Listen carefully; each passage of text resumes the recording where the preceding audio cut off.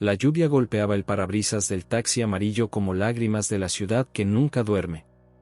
Raúl Mendoza ajustó el espejo retrovisor y suspiró, observando las calles vacías del centro histórico de Ciudad de México.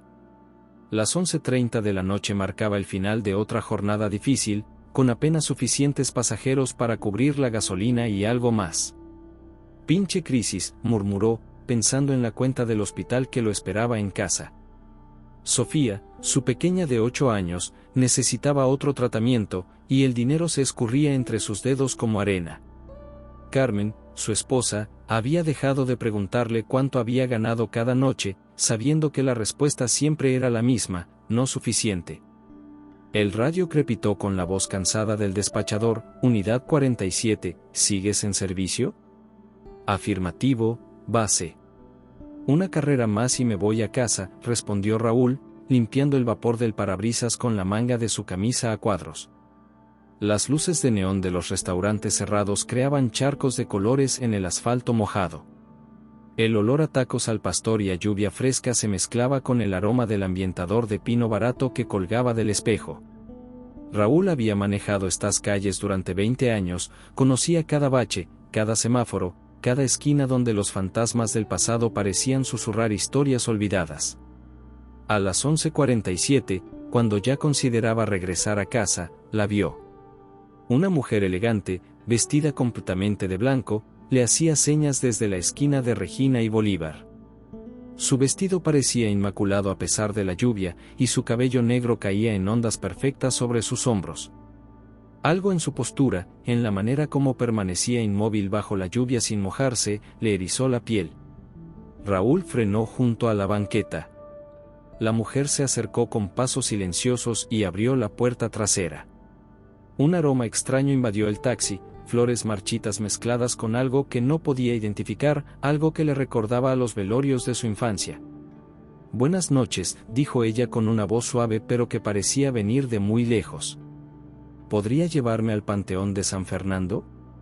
Raúl la miró por el espejo retrovisor, pero por un momento, solo vio el asiento vacío. Parpadeó, sacudió la cabeza, y ahí estaba ella, sonriéndole con una expresión melancólica. «¿Al Panteón?» «Señora, ya es muy tarde, y con esta lluvia». «Es urgente», interrumpió ella, y había algo en su tono que no admitía discusión. «Le pagaré el doble de la tarifa». «El dinero». Siempre volvía al dinero.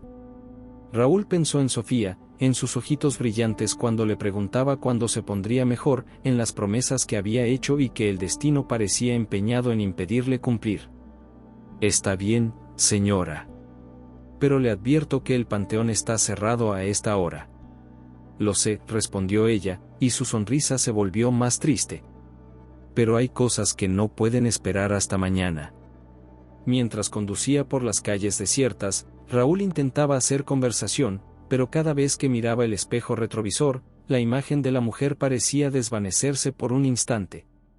El frío comenzó a filtrarse en el taxi, un frío que no tenía nada que ver con la lluvia de octubre. «¿Cómo se llama, señora?» «Elena», respondió después de una pausa. «Elena Vázquez. Y usted debe ser Raúl Mendoza». El taxi se detuvo bruscamente en un semáforo en rojo. Raúl sintió que el corazón se le aceleraba. «¿Cómo sabe mi nombre?» Elena se inclinó hacia adelante, y su aliento era como una brisa helada en la nuca de Raúl. «Hay muchas cosas que sé, Raúl. Muchas cosas que necesito contarle antes de que llegue el amanecer». El semáforo cambió a verde, pero Raúl permaneció inmóvil, con las manos aferradas al volante.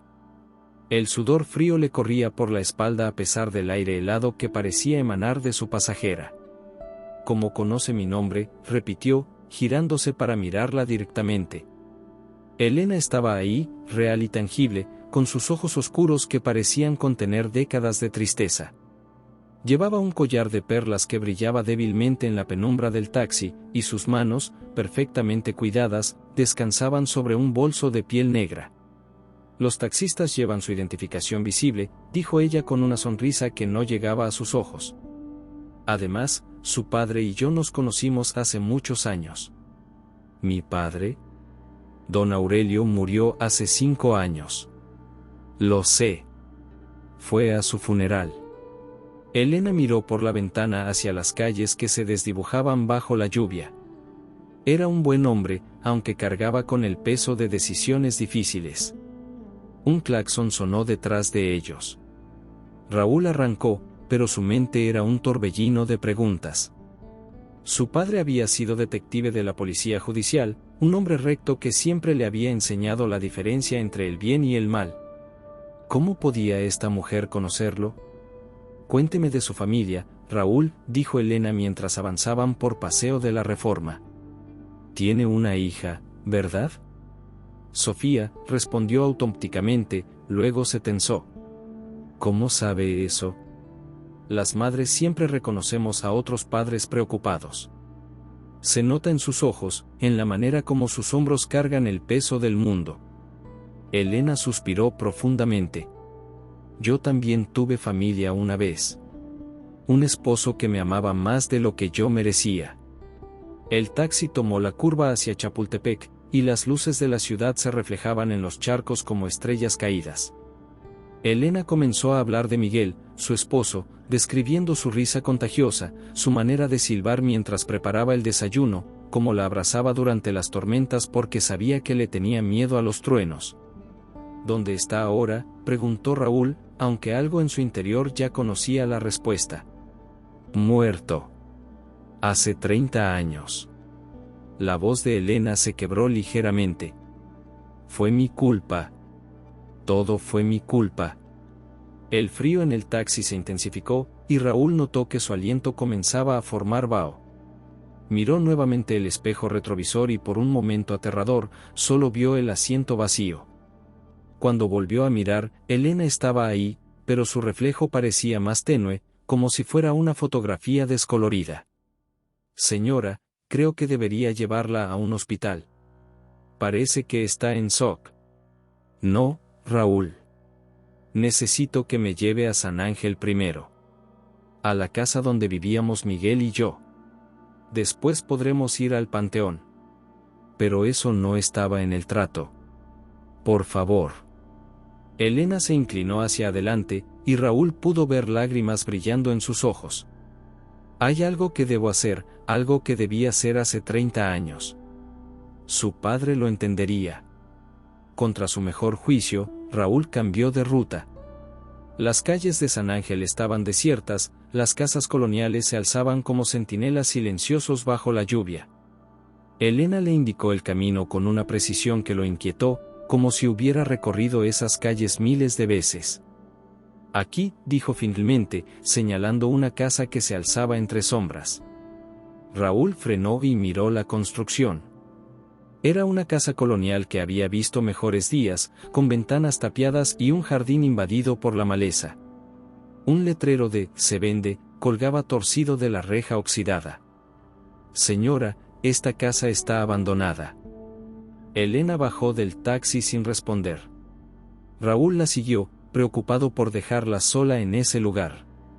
Pero cuando llegó a la reja, Elena ya no estaba ahí. La vio parada frente a la puerta principal, hablando con alguien invisible. Miguel, mi amor, ya llegué a casa, susurraba, y su voz se perdía en el viento nocturno. Raúl se acercó lentamente a Elena, quien seguía hablando con la puerta cerrada de la casa abandonada. La lluvia había cesado, pero el aire seguía cargado de humedad y algo más, una tensión eléctrica que le erizaba los vellos de los brazos. Elena, la llamó suavemente.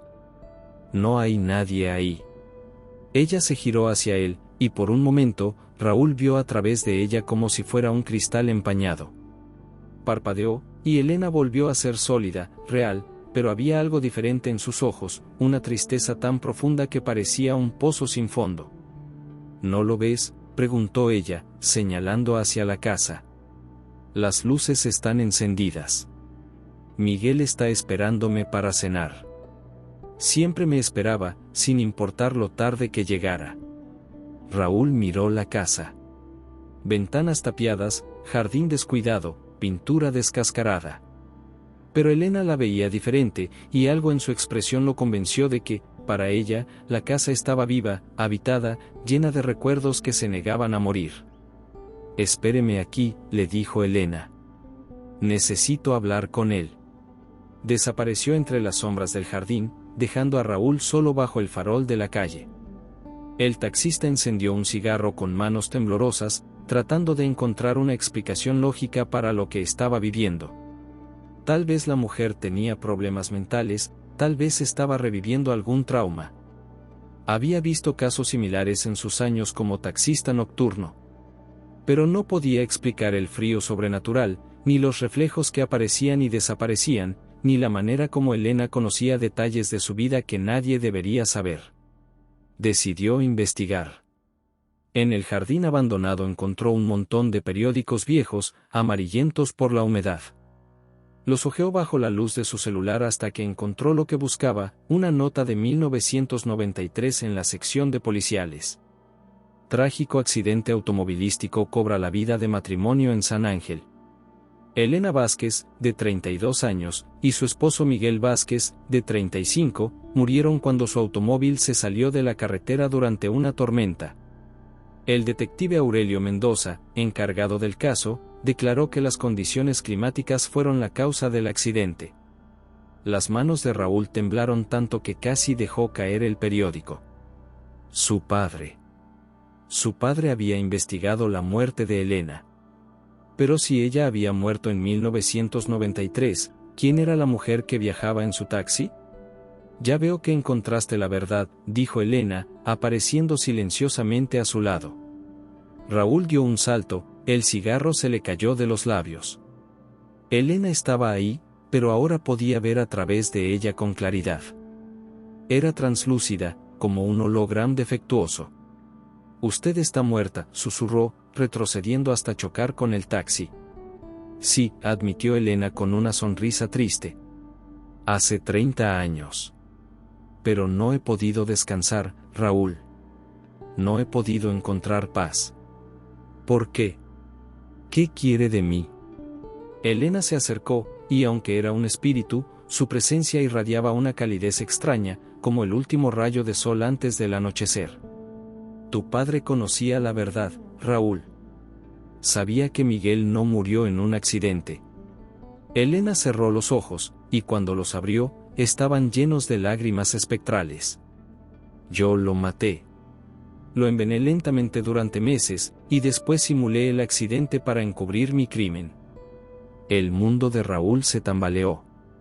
Su padre, el hombre que le había enseñado sobre la justicia y la honestidad, ¿había encubierto un asesinato? Eso es imposible. Mi padre jamás. Tu padre era un buen hombre que tomó una mala decisión, interrumpió Elena. Yo le ofrecí dinero, mucho dinero, para que cerrara el caso como accidente.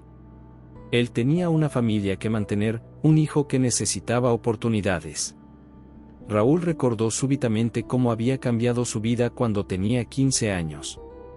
De repente habían podido mudarse a una casa mejor, él había podido estudiar en una escuela privada, su madre había dejado de trabajar. Su padre siempre había dicho que había recibido una herencia de un tío lejano. No, murmuró, negando con la cabeza. No puede ser cierto. Tu padre cargó con esa culpa hasta el día de su muerte, continuó Elena.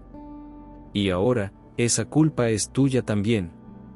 Porque los pecados de los padres, Raúl, a veces se heredan como una maldición. Elena extendió su mano translúcida hacia él. Necesito tu ayuda para encontrar la paz. Necesito que la verdad salga a la luz. Y tú, Raúl Mendoza, eres la única persona que puede hacerlo. El viento nocturno sopló entre los árboles, llevando consigo el aroma de flores marchitas y secretos enterrados. Raúl comprendió que su vida, tal como la conocía, había terminado en el momento en que Elena subió a su taxi. Raúl se desplomó contra el taxi, sintiendo como si el suelo se moviera bajo sus pies. Las palabras de Elena resonaban en su mente como campanas fúnebres: los pecados de los padres se heredan como una maldición. Muéstramelo, dijo con voz ronca. Si es verdad lo que dice, muéstramelo. Elena asintió con solemnidad. Extendió su mano etérea hacia él, y cuando Raúl la tocó, sintió una descarga eléctrica que le recorrió todo el cuerpo. El mundo se desvaneció a su alrededor, y de repente se encontró parado en la misma calle, pero 30 años atrás.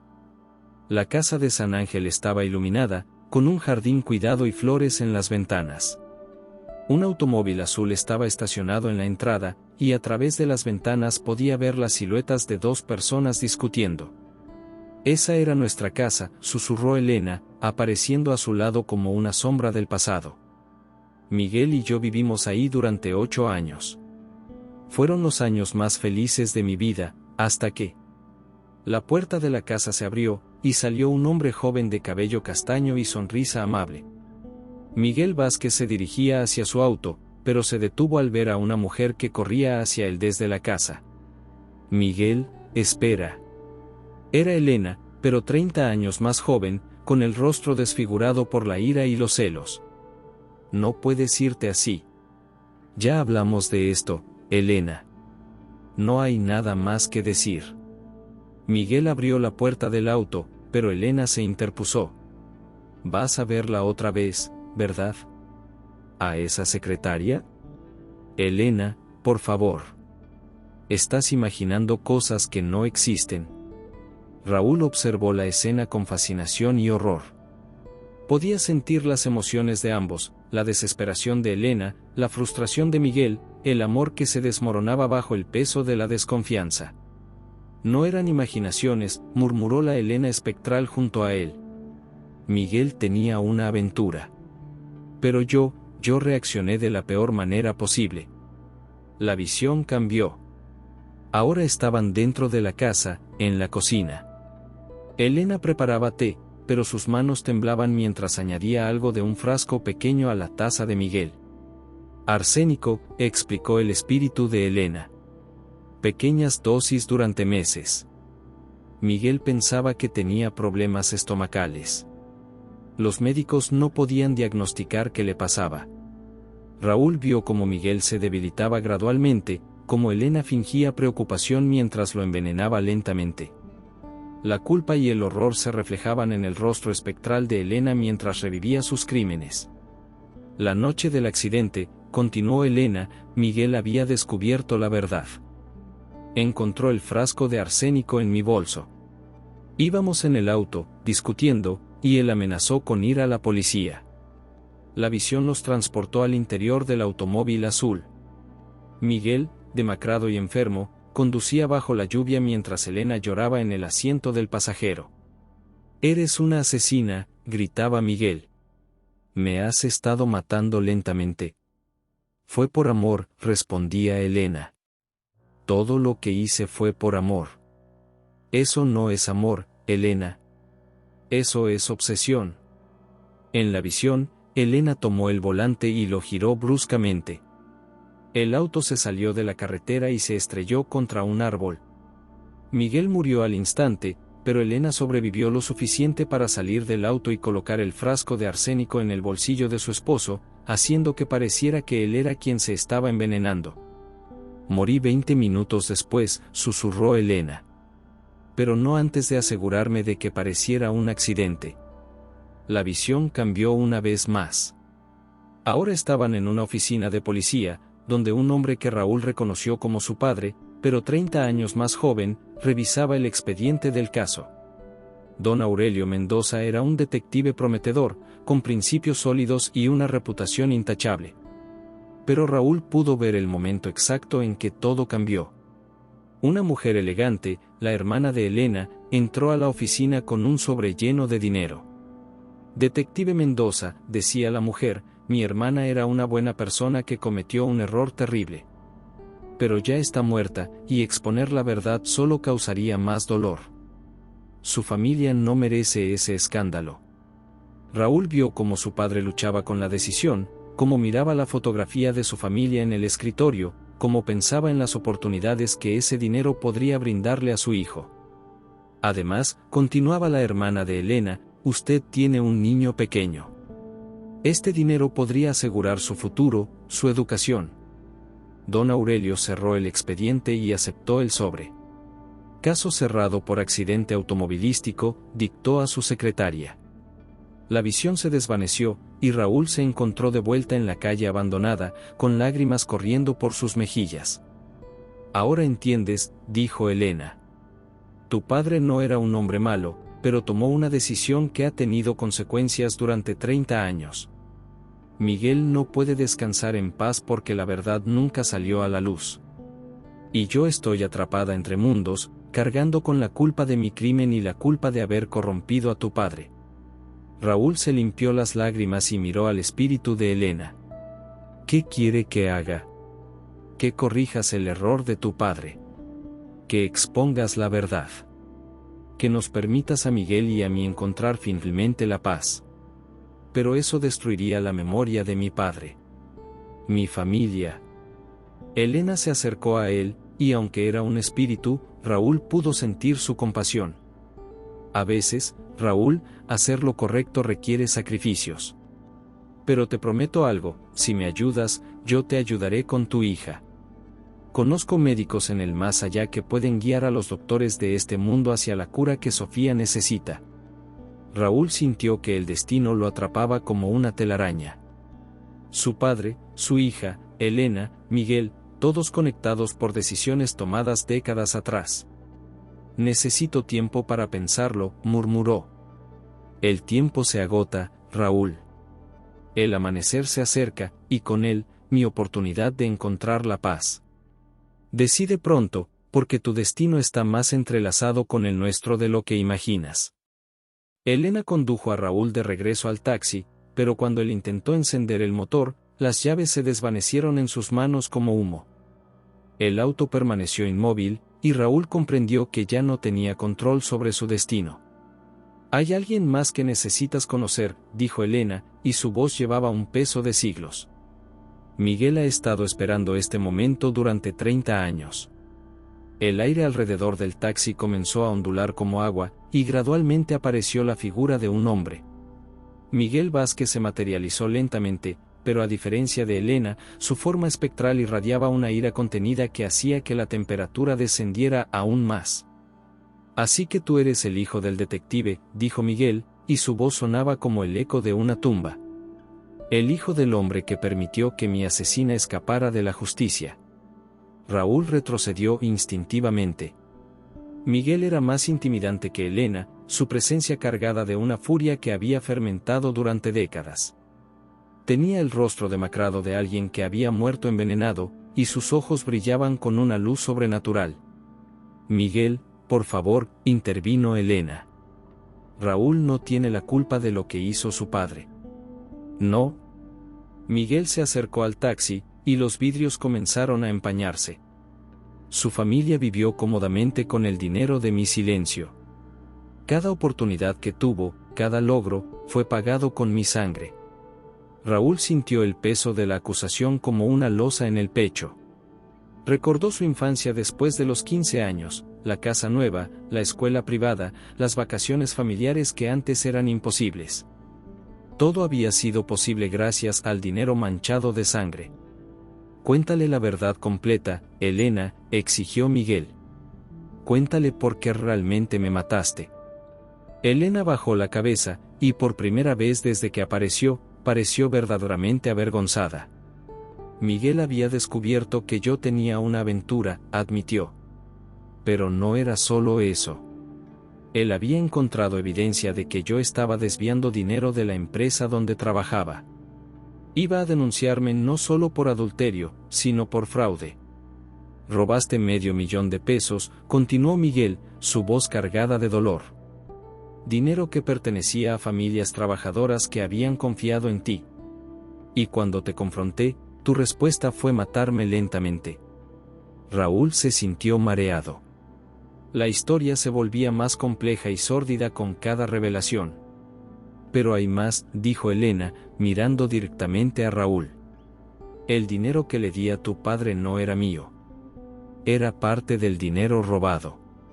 Tu educación, tu casa, todo fue pagado con dinero que yo había robado a familias inocentes.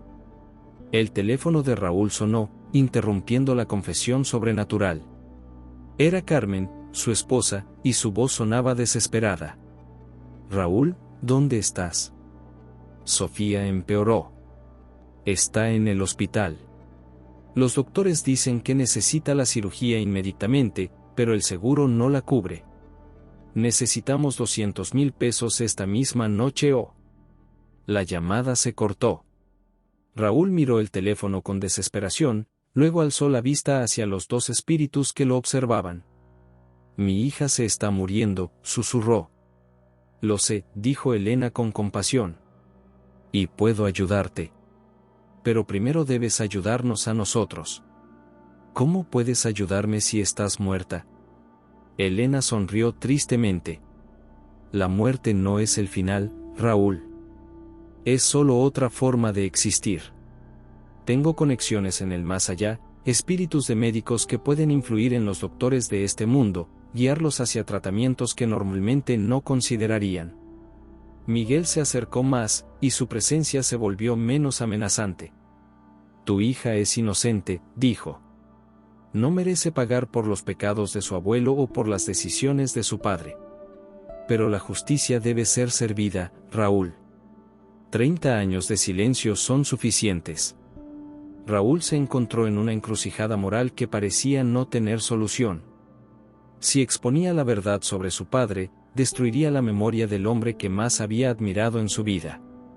Su madre, ya anciana, no sobreviviría al escándalo. Pero si no lo hacía, Elena y Miguel permanecerían atrapados, y su hija.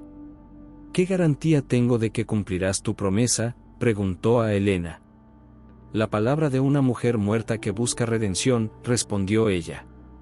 Es lo único que puedo ofrecerte. Miguel se acercó a Raúl, y por primera vez, su expresión se suavizó. Escúchame, hijo. Tu padre no era un hombre malo. Era un hombre bueno que tomó una mala decisión bajo presión. Pero tú tienes la oportunidad de corregir ese error. De romper el ciclo de silencio y corrupción. ¿Y si no puedo vivir con la culpa?, preguntó Raúl. ¿Y si destruir la memoria de mi padre me destruye a mí también? Elena y Miguel intercambiaron una mirada cargada de significado. Hay algo más que debes saber, dijo Elena lentamente. Algo que cambiará tu perspectiva sobre todo esto. El aire alrededor del taxi comenzó a ondular nuevamente, y Raúl sintió que se acercaba otra revelación que cambiaría su mundo para siempre. Tu padre, continuó Elena, no fue la única persona que corrompí. Hubo otros, jueces, fiscales, testigos. Mi crimen desató una cadena de corrupción que afectó a docenas de familias. Casos sin resolver, criminales libres, víctimas sin justicia. Miguel asintió gravemente. Tu padre fue solo el primero. Después de él, Elena usó el mismo método para silenciar a otros. El dinero robado se convirtió en una herramienta de corrupción que duró años. Raúl sintió que el mundo se desmoronaba a su alrededor. Su padre no había sido solo un hombre que tomó una mala decisión, había sido el primer eslabón de una cadena de corrupción que había causado un daño incalculable. Ahora entiendes por qué es tan importante que expongas la verdad, dijo Elena. No se trata solo de Miguel y de mí. Se trata de todas las víctimas que nunca obtuvieron justicia por culpa de la corrupción que yo inicié. El teléfono de Raúl volvió a sonar. Esta vez era un número desconocido. ¿Señor Mendoza? Era la voz de un médico. Soy el doctor Herrera del Hospital General. Su hija necesita una cirugía de emergencia. Hemos encontrado un procedimiento experimental que podría salvarla, pero necesitamos su autorización inmediata. Raúl miró a Elena, quien sonreía con una expresión de esperanza. Ya comencé a cumplir mi promesa, susurró. Pero ahora tú debes cumplir la tuya. Raúl corrió hacia el hospital, pero cada paso que daba parecía llevarlo más lejos de su destino. Las calles se alargaban imposiblemente, los semáforos permanecían en rojo durante eternidades, y el taxi se movía como si estuviera sumergido en melaza. No puedes escapar de esto, Raúl, dijo Elena, apareciendo en el asiento del pasajero.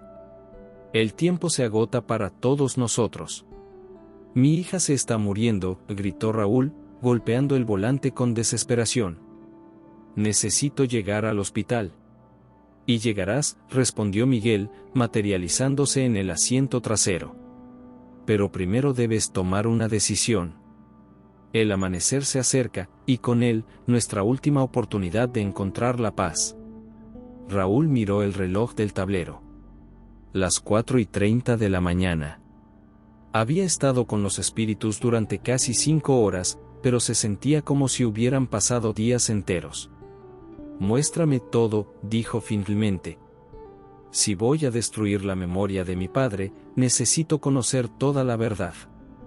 Elena y Miguel intercambiaron una mirada, y el mundo alrededor del taxi se desvaneció una vez más. Raúl se encontró en una oficina gubernamental, observando cómo su padre, ya mayor, recibía a una serie de visitantes sospechosos. Después del caso de Elena, explicó Miguel, tu padre se volvió vulnerable. Otros criminales se enteraron de que podía ser comprado, y comenzaron a acercarse a él. Raúl vio cómo su padre, inicialmente reacio, gradualmente se hundía más profundamente en la corrupción. Cada soborno era más fácil que el anterior, cada caso cerrado injustamente lo alejaba más del hombre íntegro que había sido. Casos de violación sin resolver, enumeraba Elena mientras las visiones se sucedían. Asesinatos archivados sin investigación. Narcotraficantes liberados. Todo porque tu padre había cruzado una línea de la que no pudo regresar. Basta, gritó Raúl. Ya entendí. Las visiones se detuvieron, y se encontró de vuelta en el taxi, pero algo había cambiado. El interior del vehículo parecía más viejo, más desgastado, como si hubiera envejecido décadas en minutos. Hay algo más que debes saber, dijo Elena con voz temblorosa. Algo sobre ti mismo. Raúl la miró con desconfianza. ¿Qué quiere decir? Mira el espejo, Raúl. Mírate realmente. Raúl se giró hacia el espejo retrovisor y sintió que el mundo se desplomaba a su alrededor. Su reflejo era translúcido, como el de Elena. Podía ver a través de sí mismo, ver el asiento del conductor como si él no estuviera ahí. No, susurró, tocándose el rostro con manos temblorosas. No puede ser. Tu taxi se estrelló hace 3 horas, dijo Miguel con compasión. En la misma intersección donde recogiste a Elena. Has estado muerto desde entonces. Raúl recordó súbitamente, la lluvia, las calles resbaladizas, el momento en que perdió el control del volante mientras pensaba en las cuentas del hospital. El impacto contra el poste de luz, el dolor que duró solo un instante antes de que todo se volviera negro. Pero mi hija, el hospital, las llamadas. Todo ha sido parte del limbo, explicó Elena.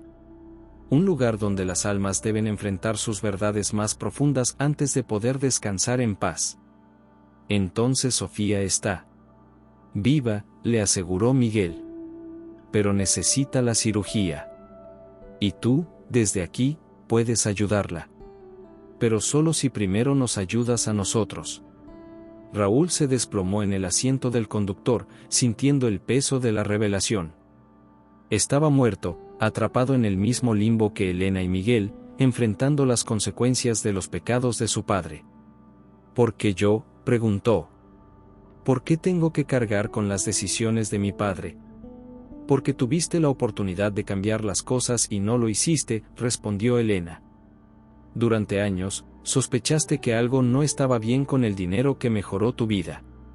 Pero elegiste no investigar, no hacer preguntas. Era cierto.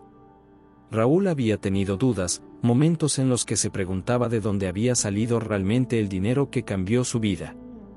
Pero había sido más fácil aceptar la historia de la herencia, más cómodo no cuestionar su buena fortuna.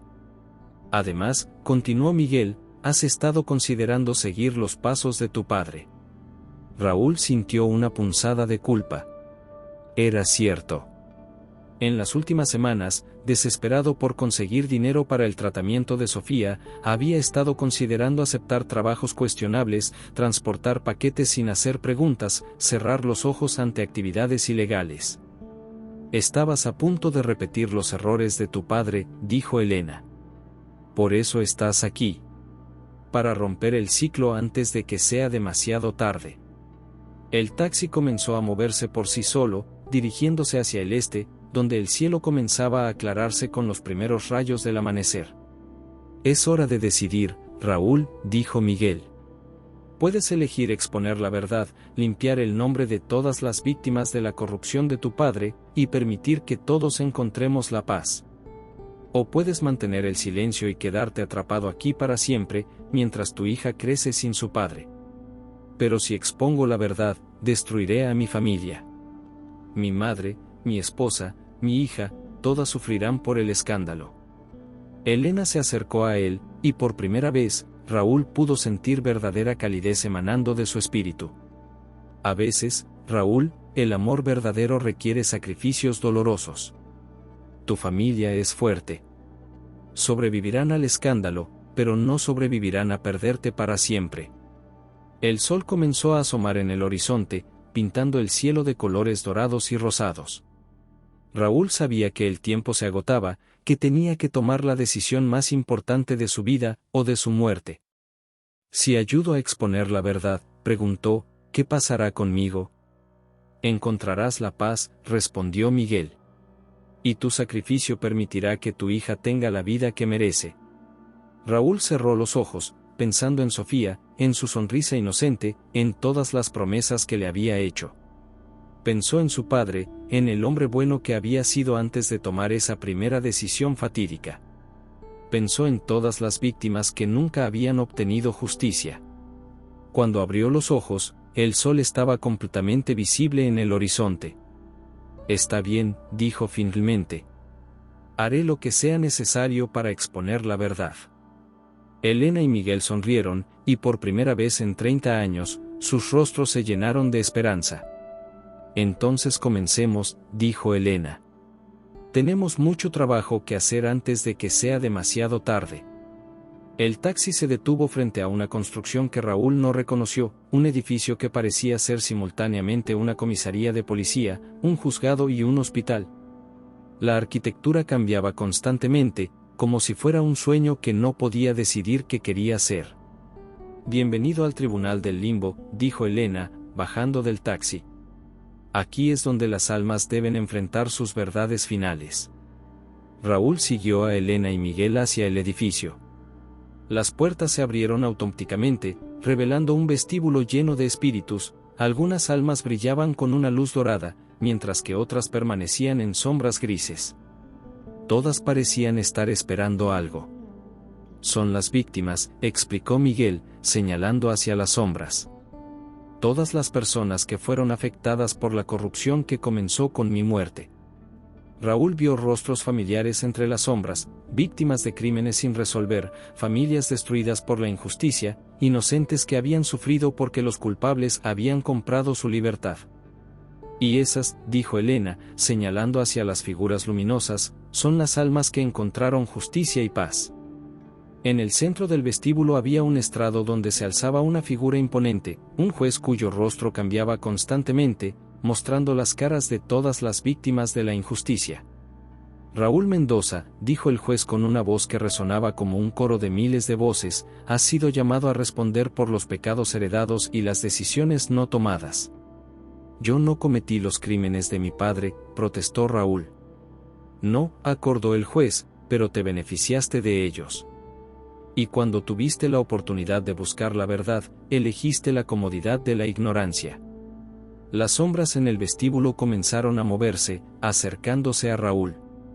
Cada una le mostraba su historia, una madre que nunca supo quién mató a su hijo, un padre que vio al asesino de su esposa caminar libre, una familia destruida por un criminal que compró su libertad. Basta, susurró Raúl, abrumado por el dolor de todas esas almas. Haré lo que sea necesario. ¿Estás dispuesto a sacrificar la memoria de tu padre para que estas almas encuentren paz?, preguntó el juez. Raúl miró a Elena y Miguel, luego a las sombras que lo rodeaban. Pensó en su padre, en el hombre bueno que había sido antes de corromperse, en el amor que siempre le había demostrado. Mi padre era un buen hombre que tomó malas decisiones, dijo finalmente. Pero eso no justifica que esas decisiones permanezcan ocultas. Las víctimas merecen justicia, aunque llegue 30 años tarde. El juez asintió solemnemente. Entonces, ¿estás dispuesto a usar tu energía espiritual restante para exponer la verdad, sabiendo que esto significará tu desaparición final? Raúl sintió un escalofrío. No había entendido completamente el precio de su decisión. ¿Desaparición final?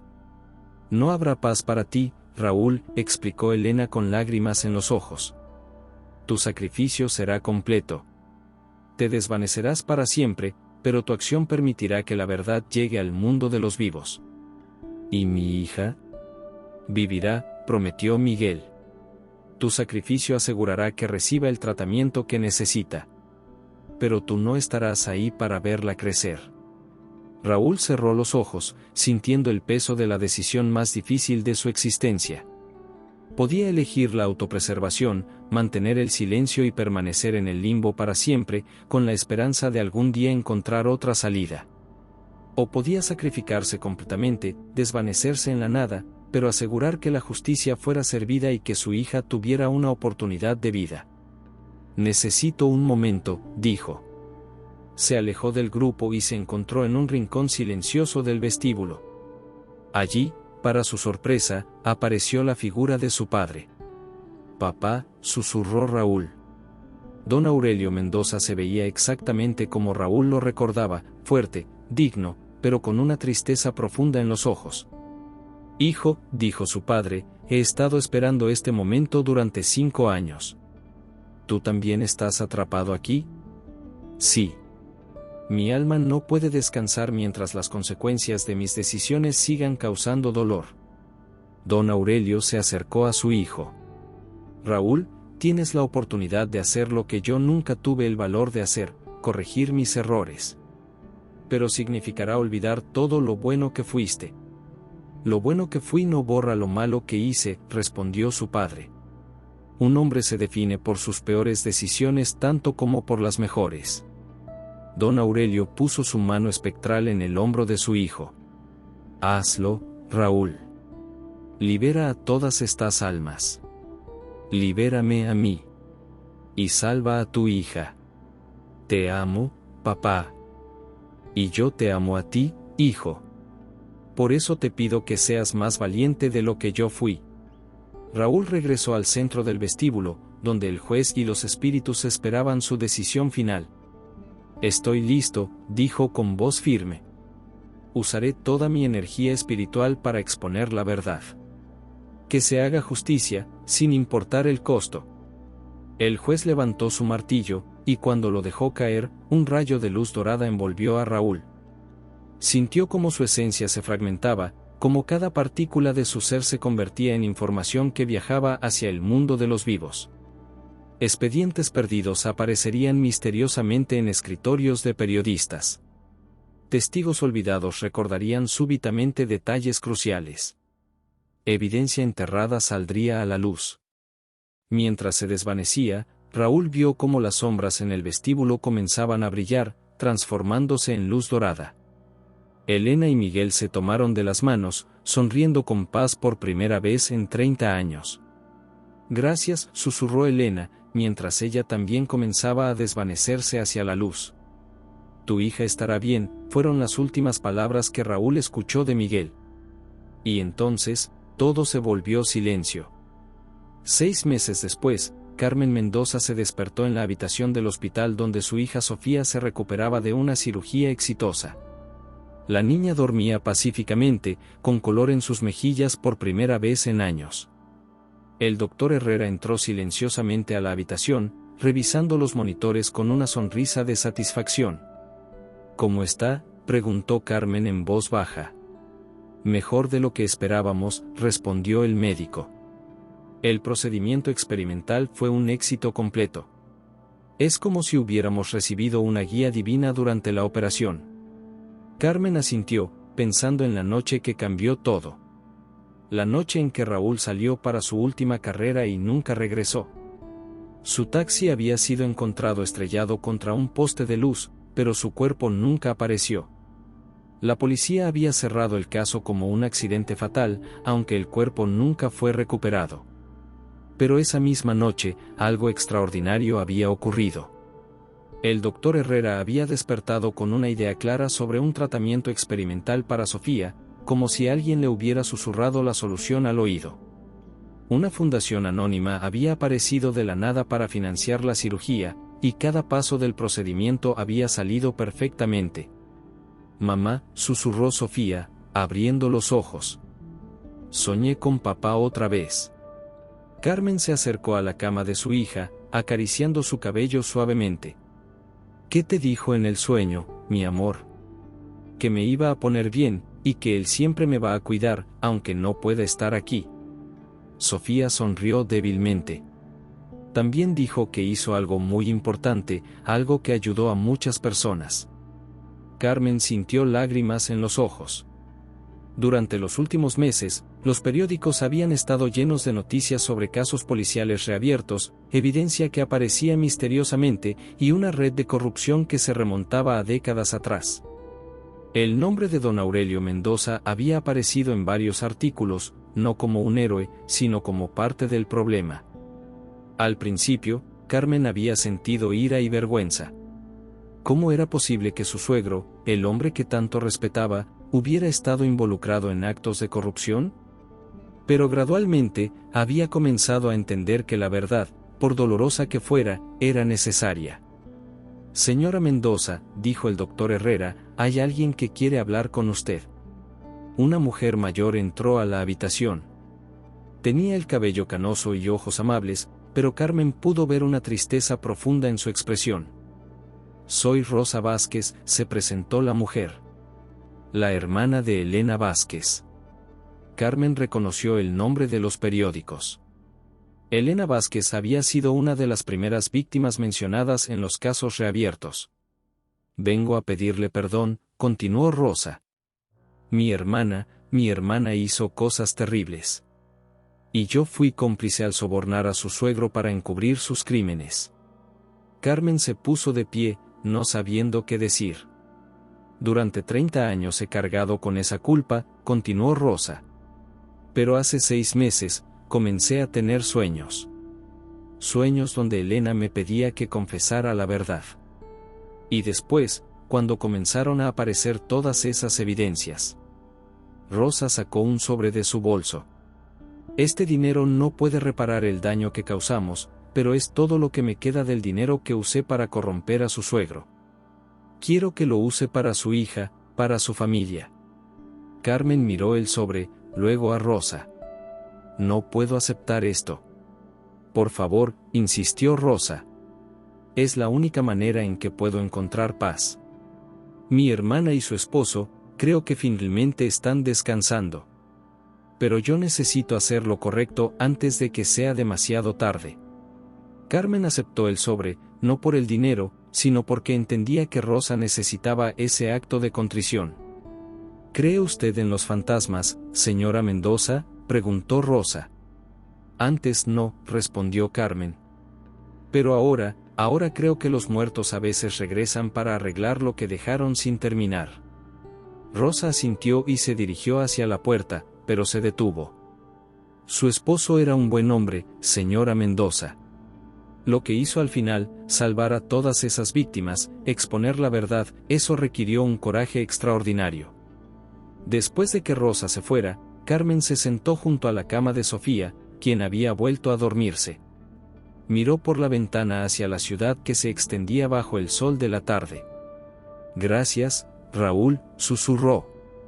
«Por salvar a nuestra hija. Por hacer lo correcto».